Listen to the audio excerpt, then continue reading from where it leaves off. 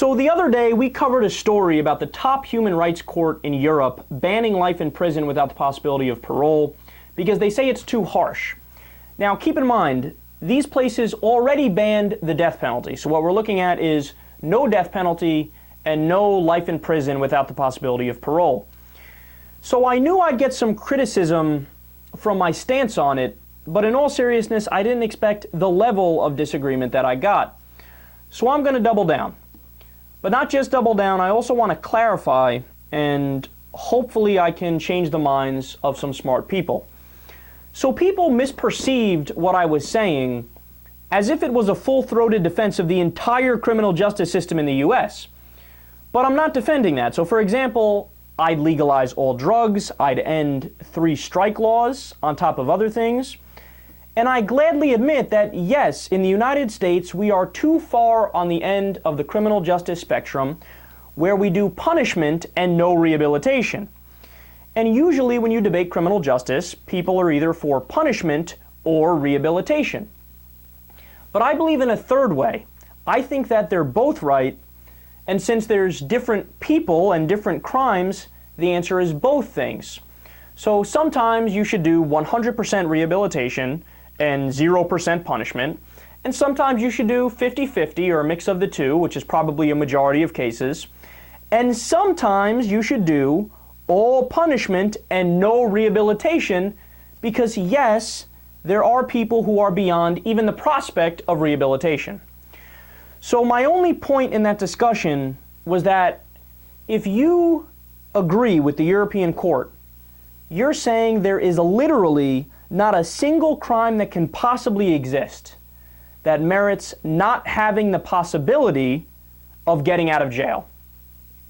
Well, I compiled a list of actual criminals and their crimes that I think deserves at least that amount of punishment. Andrei Chikatilo, he killed 53 women and children. One of his crimes was on December 22nd, 1978. He lured a 9-year-old girl to an old house which he bought in secret from his family and attempted to rape her. When the girl struggled, he stabbed her to death. He ejaculated in the process of knifing the child. From then on, he was only able to achieve sexual arousal and orgasm through stabbing and slashing women and children to death. Joachim Kroll killed 13 people. On July 3rd, 1976, Kroll was arrested for kidnapping and killing a 4-year-old girl named Marion Ketter. His neighbor told the police that his waste pipe was clogged. They later found out that was from Kroll disemboweling the girl and flushing her intestines down the toilet. When arrested, he was boiling her hand, and other parts of her were in his refrigerator. Kroll said that he often sliced portions of flesh from his victims to cook and eat them, claiming that he did this to save on his grocery bills. John George Haig killed 9 people. He killed for pure greed. He would dissolve his victims' bodies in a bath of sulfuric acid and then sell their possessions for substantial sums of money. Javeed Iqbal Mughal claimed to have killed 100 children. He would lure homeless kids to his house, rape them, then chop them up into little pieces and dump them in the sewer. He once said, quote, "I am Javeed Iqbal, killer of 100 children. I hate this world. I am not ashamed of my action, and I am ready to die. I have no regrets. I have killed 100 children." Albert Fish killed at least 3 people, molested over 100 children. Some of his confession was, quote, "I whipped his bare behind till the blood ran from his legs. I cut off his ears, nose, slit his mouth from ear to ear, gouged out his eyes. He was dead then. I stuck the knife in his belly and held my mouth to his body and drank his blood. Then I split the cheeks of his behind open, cut off his monkey and peewees, and washed them first. I put strips of bacon on each cheek of his behind and put them in the oven. At frequent intervals, I basted his behind with a wooden spoon so the meat would be nice and juicy. In about 2 hours, it was nice and brown cooked through. I never ate any roast turkey that tasted half as good as his sweet, fat little behind did."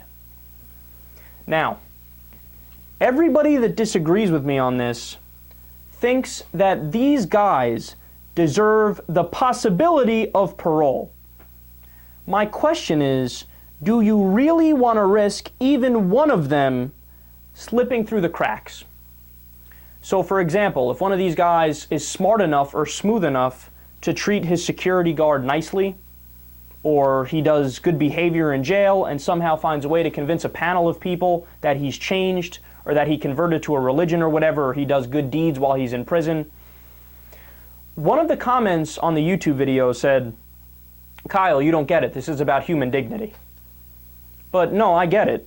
And my response is, if you care about human dignity, how about the dignity of the victims? Or how about the dignity of the family of the victims, so that they could rest easy knowing that they never have to worry about such monsters getting out? Even if there's just a 1% chance or a 0.1% chance of them maybe being granted parole because they duped over a panel or whatever the case is, you really want them to have to worry about that their entire lives? And lastly, there's a guy by the name of Danny Smith, Ernest Wright, and there's Marlon Ricks. You want to know what these three guys have in common?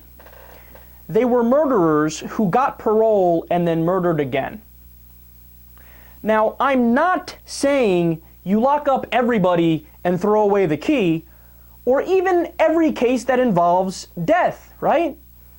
I'm saying you use human judgment and don't use a machete when you should be using a scalpel like the European court did when they ruled that under no circumstances is life without the possibility of parole acceptable. No, there are many circumstances where life without the possibility of parole is the bare minimum of what you should do.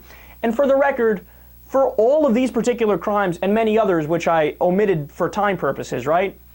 I actually think the proper punishment is the death penalty. Now, to be fair, I understand that the death penalty has many problems because many times we've convicted the wrong people, so you can't have a system in place that kills innocent people, because by that logic, then you give that system the death penalty, right? So I get that. And if you're against the death penalty, it makes all the sense in the world. All I'm saying is, in a perfect world, theoretically, these guys deserve death, right?